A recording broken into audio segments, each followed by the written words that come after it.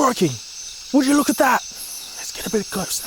Today we're on the lookout for something that hides in plain sight. It's the legendary onboard charger. Oh, out in the wild.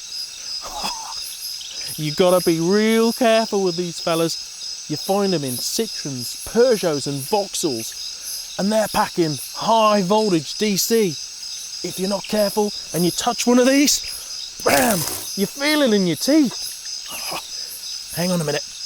This one appears to be, it's dead. Oh dear.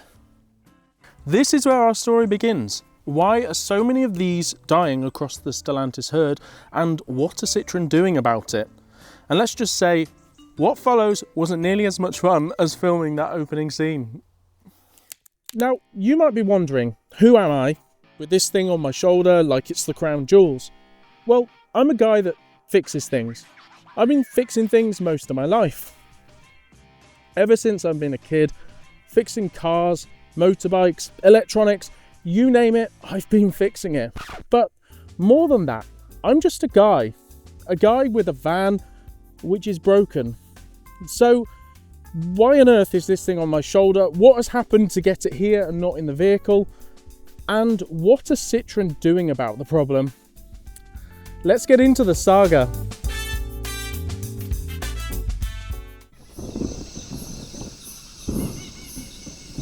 I brought myself a Citroen e-dispatch, and within 2 days it stopped charging. At first I thought it was just the AC charger that was broken, but I took it to a public charger and yeah, the DC wasn't working either. So I thought, easy, it's less than 3 years old, let's just take it to the dealership, maybe I'm missing something, who knows, and let them see if they can look at it. And they looked on the computer and said, "Great, your vehicle's still under warranty." They then followed it up with, "Your warranty expires on Monday." I thought maybe for the first time in life I'd actually wanted something and I wasn't going to have to fix something myself. Yeah, it didn't quite go like that. Turns out this wasn't just my problem. The more I looked, the more I found. Forums full of owners across the world logging the exact same fault. So common in fact that one group even made a spreadsheet tracking failures, mileage, build date, and how each dealer handled the matter. And here's the kicker. Stellantis, the parent company of Citroën, Peugeot and Vauxhall, and a few others, all use the same drivetrain in their electric vehicles, which means they have the same MAL onboard charger. Two versions, the 7 kilowatt single phase and the 11 kilowatt 3 phase. Both fail a lot. So I went into this completely unaware that the onboard charger was a ticking time bomb. And why would I need to know? The vehicle was less than 3 years old with 2 months left on the warranty. But this is where Citroën played their first card. So I walk into my dealership, right, expecting them to fix it under warranty. After all, I reported it before the warranty date, right? And they tell me, sorry, we can't fix your vehicle. We can't get it in before the warranty expires. You're probably best to find another dealership. Bearing in mind that at this point, I only had 50 miles of range, so my options were limited. I decide to go and sit back in the van and phone the sister dealership that's a little bit further away. They tell me that the warranty runs out in August, not June. That's 2 completely different expiry dates from 2 different Citroën dealerships. We'll come back to that one later in the video. So I booked the vehicle in with the dealership, and a couple of weeks later, once they got the van in their possession, they tell me, no, your vehicle is now out of warranty. And they tell me, you need to speak to Citroën UK because they won't do anything for the dealership, but they might do something for the customer. And this is where the fun began. Ugh. Calls, emails, more calls, days of silence. I even had one Citroën agent admit that their manager had been ignoring my calls, and then they apologised for it. That's not something you usually expect to hear from customer service. And the price for replacing the onboard charger? £3,000 out of warranty. Well, Citroën made it clear to me that they weren't going to help me with my onboard charger under warranty. I heard from insiders, off the record, that dealers are replacing multiple of these units each week. not just on Citroën, but on Peugeot, Opel and Vauxhall too. To Citroën, officially, not a big problem. Nothing to see here. But in reality, a big problem hidden behind the scenes. If you're in the UK, this kind of feels like a watchdog sort of problem, protecting consumer rights from companies that are being deceitful and not standing up to their end of the bargain, all for their bottom line. In fact, in the Netherlands, Radar covered this exact topic on one of their programs. I told Citroën I'd be sharing this story on YouTube. Thanked them for confirming that they wouldn't help me. The decision was final. This matter I just am unable to solve. It's not your fault. So you've got recorded my official complaint. You understand my concerns. It's Of course, everything is filed down. It's the fact that I've been lied to multiple times. Oh, we'll get somebody to call you back, when all along the person was refusing to speak to me and the case had been closed. Nobody had told me that. I wouldn't have wasted my time trying to go down the route of having Citroën repair this vehicle. Of course. Had I known that Citroën were not going to be willing to do anything about the vehicle. Is it worth sending that V5 showing the date that it was registered, or is that a waste of time? Only V5 document won't be enough. Only that document won't be enough. If Okay. it was, I would advise you to do so, but that document won't be enough. No, that's fair enough. I appreciate your honest answer. So you've already got that I raised it with the dealership on the 28th. The V5 won't be enough there. So basically, it's just a case of that's as far as we've gone. There's no warranty. There's no honouring that it was raised before the date. And Citroën have made clear their position that they don't want to help a customer. Since everything's filed down with that, it's not, as I told you, it's not our decision to make. Uh-huh. We're trying to relay everything to you. Everything what we are receiving, there's no way not one who makes decision, and not a person, but there's also person. It's not the person who makes decision as well. It's a system and it follows rules and regulations. However, you have everything in this case right now filed down.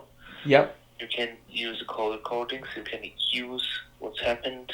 I told Citroën that I would be sharing this with YouTube, thanked them for confirming their position, and decided to just get on and fix this myself. And I just want to be clear in understanding what Citroën's policy is regarding broken onboard chargers and customers that report warranty issue before the warranty date. But that is incredibly clear now, and I can share that with the internet and they will understand that it's incredibly clear. I don't want to, as I say, my job isn't slating the company. My job is trying every opportunity to give them opportunity to do the right thing, and then just letting people make their own mind up. But I appreciate your help and I appreciate your time. Thank you. Thank you very much for your time. Have a great day. After my complete frustration of dealing with Citroën, I'm going to definitely void a warranty by replacing the part myself with a used one of a Corsa or a Mokka, which is exactly the same part. So currently, we're in the engine bay. I have a spare one down here. We'll get this one swapped out. The book says 2 hours for this job, including the coding, which of course I'm not doing, so we'll see how long this takes, eh? New part from Citroën, over £2,000. Used part on eBay, £250. I went with eBay. 4 nuts, a few awkward electrical plugs, minimum coolant loss, and the new unit was in. Well, new to me. But Stellantis have a trick up their sleeve. Their chargers are locked to each vehicle. You can't just plug and play. You need their dealer level software, Diag Box, to decode your van or car.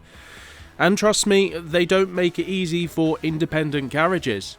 Even older cracked versions of Diag Box software cannot code the replacement onboard chargers because Stellantis decided that these parts need online coding. Basically, communication back to the mothership to replace the part. In the end, a Vauxhall dealer, who actually knew what they were doing, coded it for £130. They even told me that they'd replaced a lot of these. Helpful, honest, and a fraction of the £3,000 Citroën quoted.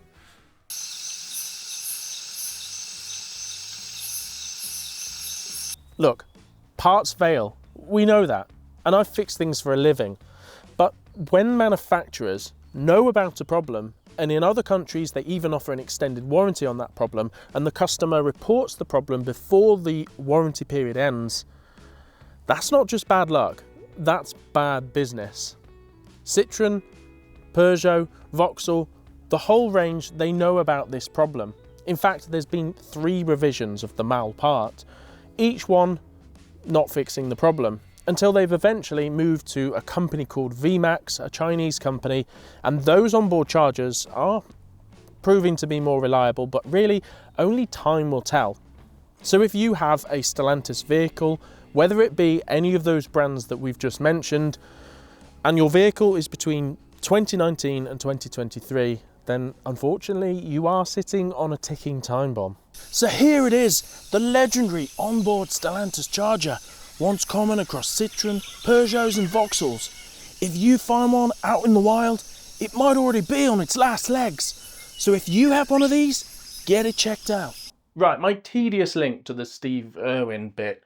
So Steve Irwin was, and in my view still is, an absolute legend despite his death all those years ago. Time's flown by. He was known for caring for the planet and caring for the animals.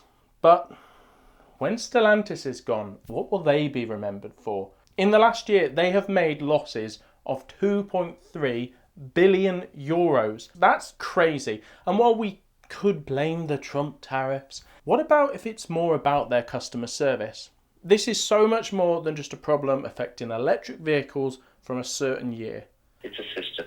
Let's hope that Citroen, Vauxhall, Peugeot, that they all care about the planet a little bit more and give people a better view on electric vehicles. If you decide to take your Stellantis vehicle into the dealership for the onboard charger to be checked out, make sure that you let them know that you've watched this video and you're not going to be walked all over. If you're having failed charges, then it's probably a good sign that your onboard charger is already on the way out. Sorry to say. That's been Battery Man out in the field reporting on this issue. Stellantis need to remember that happy customers talk, but so do unhappy customers. And this critter, it might well be Stellantis' biggest problem. I'd love to know in the comments, have you experienced failures with onboard chargers? What is your experience across the Stellantis range? Let me know in the comments. And before you say it, that I should have known better to have brought a Stellantis vehicle, well, I'm very aware of that. Every time I wake up in the morning, I remember that fact. Until next time, Battery Man out. It was less than 3 months. This kind of feels like a watchdog sort of problem. Look, we all know parts fail.